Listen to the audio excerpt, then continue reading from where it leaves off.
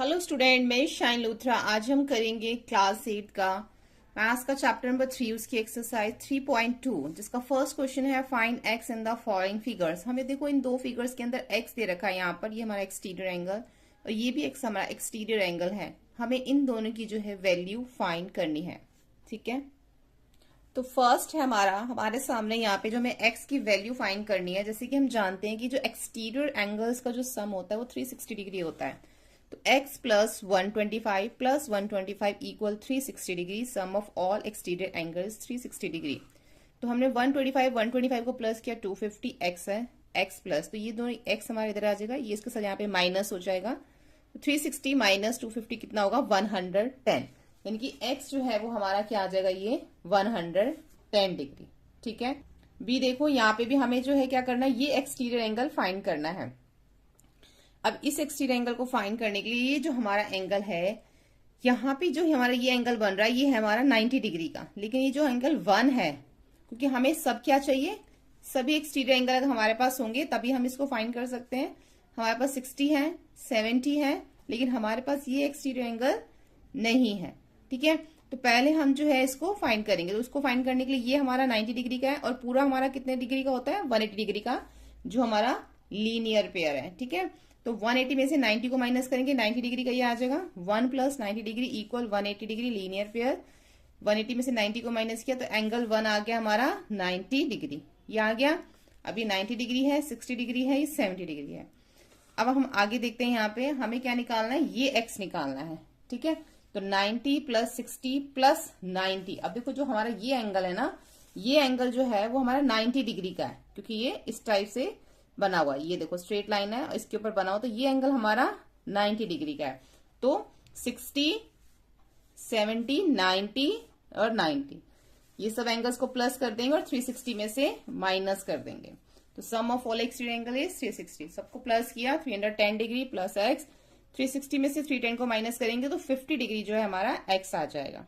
ठीक है, question number 2 है find the major of each exterior angle of a regular polygon of 9 sides. अब एक रेगुलर पॉलीगन है जिसकी 9 साइड्स हैं, उसका हमें एक्सटीरियर, हर एक एक्सटीरियर एंगल जो है वो फाइंड करना है। तो sum of exterior angle is 360 degree होता है। नंबर ऑफ साइड्स 9 दे रखी है। ईच एक्सटीरियर एंगल निकालने के लिए 360 डिग्री अपॉन में नंबर ऑफ साइड्स कर देंगे। 360 अपॉन में 9, 9 4 जा 36, तो 40 जीरो आ जाएगा। तो 40 डिग्री जो है वो हमारा एक्सटीरियर एंगल आ जाएगा, ईच एक्सटीरियर एंगल। ठीक है, 9 साइड्स हैं तो ईच एक्सटीरियर एंगल 40 डिग्री का होगा। अगर हमारे पास 15 साइड्स हैं तब भी हम ऐसे ही करेंगे। Sum of exterior angle is 360 degree, number of side 15, each exterior angle 360 upon में नंबर ऑफ साइड, 360 अपॉन में 15 करेंगे तो हमारा आ जाएगा 24। 5 से पहले कट कर लेना, फिर आपका 3 से कट हो जाएगा। 24 डिग्री जो है ईच एक्सटीरियर एंगल आ जाएगा। क्वेश्चन नंबर 3 है how many sides does the regular polygon have if the measure of N exterior angle is 24 degree. अब देखो यहाँ पे हमें साइड फाइंड करनी है और एक्सटीरियर एंगल हमें 24 डिग्री ईच दे रखा है। अगर 24 डिग्री ईच एंगल है तो उसकी पॉलीगन की कितनी साइड्स है, तो उसके लिए हम क्या करते हैं, sum of exterior angle 360, each exterior angle हमें 24 डिग्री दे रखा है। नंबर ऑफ साइड निकालने के लिए हम करते हैं 360 और जितना भी हमें एक्सटीरियर एंगल दे रखा है उससे हम डिवाइड कर देते हैं।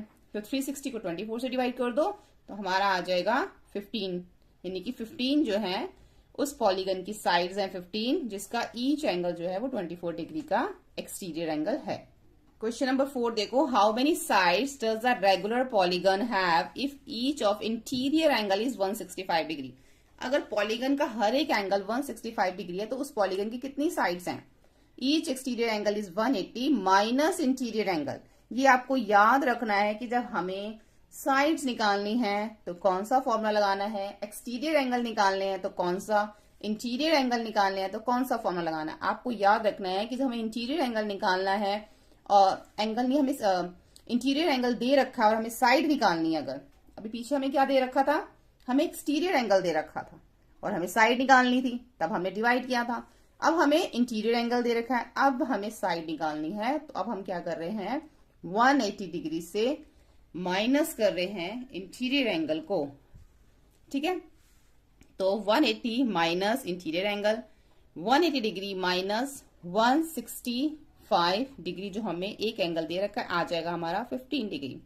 यानी कि ईच एक्सटीरियर एंगल हमें फाइंड करना पड़ेगा क्या निकालने के लिए, साइड निकालने के लिए। ठीक है, हमें इंटीरियर एंगल तो दे रखा है लेकिन एक्सटीरियर एंगल नहीं दे रखा और हमसे पूछा कितनी साइड, उसकी साइड कितनी है पॉलीगन की, तो उसके लिए पहले हमें एक एक्सटीरियर एंगल निकालना पड़ेगा और एक्सटीरियर एंगल निकालने के लिए हमें 180 में से इंटीरियर एंगल जो हमें दे रखा माइनस करेंगे तो 15 डिग्री हमारा जो है वो ईच एक्सटीरियर एंगल आ जाएगा। जब हमारे पास ईच एक्सटीरियर एंगल आ जाएगा तो फिर जैसे हमने क्वेश्चन नंबर 3 में किया वैसे ही करेंगे। Sum of all exterior angle is 360 degree, number of sides निकालने के लिए 360 डिग्री अपॉन में 15 डिग्री, इसको कट करेंगे तो 24 जो है फिर वो उस पॉलीगन की साइड्स आ जाएंगी। ठीक है, एक चीज मैं यहाँ पे आपको बता देती हूँ कि हमने यहाँ पे इसको 180 माइनस इंटीरियर एंगल क्यों किया है। जब भी हमें ऐसे में एक्सटीरियर एंगल निकालना होता है, देखो इस टाइप के हम फिगर बनाते हैं, यहां पर जो है हमें इंटीरियर एंगल ये वाला एंगल 165 दे रखा है और हमें ये बाहर वाला जो है ना एक्सटीरियर एंगल फाइंड कर लेंगे ये।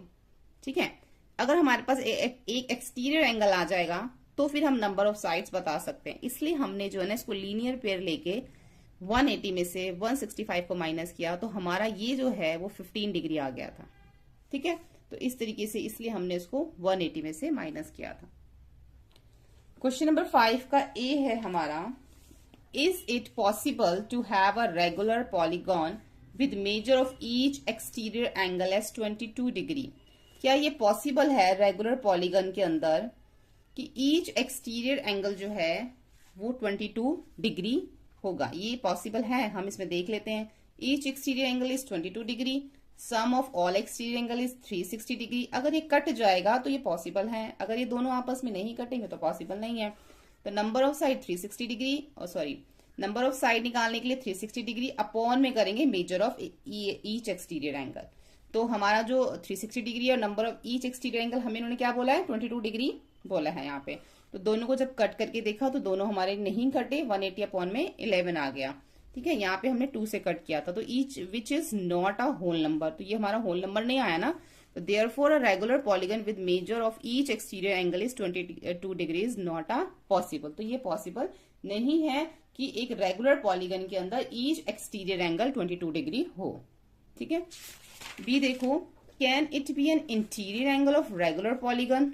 वाई, कैसा हो सकता है it can be an interior angle, की हर एक जो इंटीरियर एंगल है रेगुलर पॉलीगन के अंदर हो, अगर है तो क्यों?